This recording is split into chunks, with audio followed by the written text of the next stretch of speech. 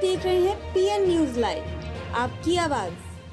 मोह समस्त समस्याओं की जड़ जगत गुरु ओम प्रपन्नाचार्य श्री काशी विश्वनाथ मंदिर मीरघाट वाराणसी में चल रही 7 दिवसीय श्री राम कथा के तीसरे दिन श्री अयोध्या धाम से पधारे जगत गुरु ओम प्रपन्नाचार्य मानस किंकर जी महाराज ने भगवान के अवतारों के क्रम पर चर्चा करते हुए नारद जी के मोह में पड़ने और भगवान को श्राप देने का वर्णन किया, जिसे सुनकर बड़ी संख्या में उपस्थित भक्त आनंद विभोर हो गए।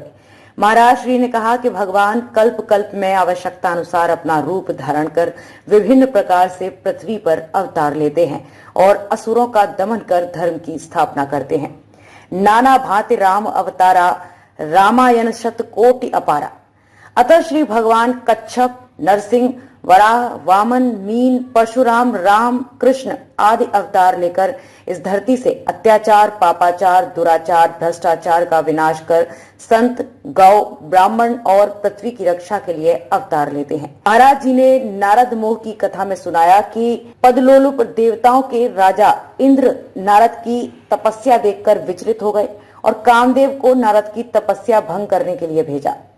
कामदेव अनेक प्रकार की माया करने पर भी नारद की तपस्या को भंग नहीं कर सका और अंत में शरणागति लिया। नारद जी क्षमादान करते हुए अपने मार्ग पर चले और जैसे ही कैलाश क्षेत्र से बाहर आए तभी उनके मन में अहंकार उत्पन्न हुआ, जिसके कारण भगवान नारायण के सामने जाकर अपनी विजय गाथा गाना प्रारंभ किया। परिणाम स्वरूप भगवान की माया ने नारद जी को जकड़ लिया और नारद जी ऐसे फंसे कि अपना वास्तविक रूप भूलकर वानर का रूप बनवाए और हंसी के पात्र बने। अर्थात प्रत्येक व्यक्ति को यह ध्यान रखना चाहिए कि स्वार्थ में पड़कर अपने मूल अस्तित्व को खतरे में डालकर कभी भी अपनी इच्छाओं को बढ़ाना नहीं चाहिए। आज की कथा का सार संक्षेप भगवान के अवतारों पर केंद्रित रहा। कथा के प्रारंभ में राजस्थान ब्राह्मण मंडल द्वारा पूज्य महाराज जी का स्वागत एवं अभिनंदन किया गया। कल राम जन्म लीला की कथा सुनाई जाएगी।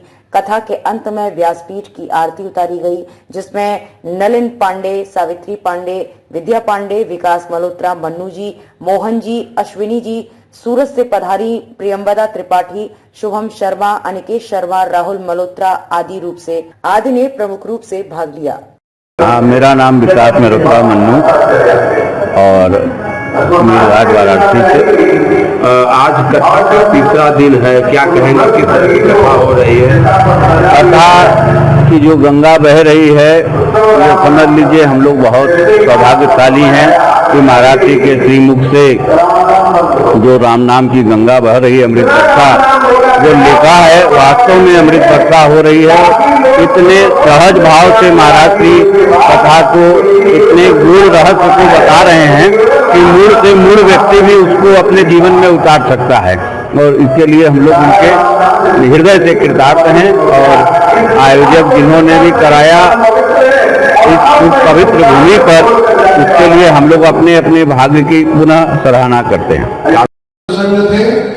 जागवल्क जी और भरद्वाज जी के मध्य जो मानता प्रयागराज में गंगा यमुना के संगम पर हुई,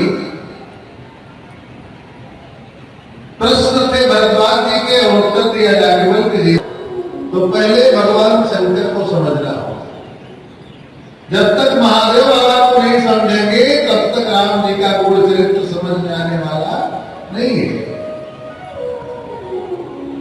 इसलिए शिव सम को रघुपति व्रतधारी बिनु अभ्यत जी सती असी नारी। माता पार्वती का कोई सती रूप में थी तो कोई अपराध तो नहीं बना था, केवल सीता जी की साड़ी पहन लिया था बस। जो मेकअप किया, श्रृंगार किया वो सीता का कर दिया। इसी कारण बाबा नाराज हुए और बाबा ने सोचा कि धर्म पर किसी प्रकार का आक्षेप न लगे, इसलिए अपनी परम प्रियतमा सती को पूरे जीवन के लिए त्याग कर दिया।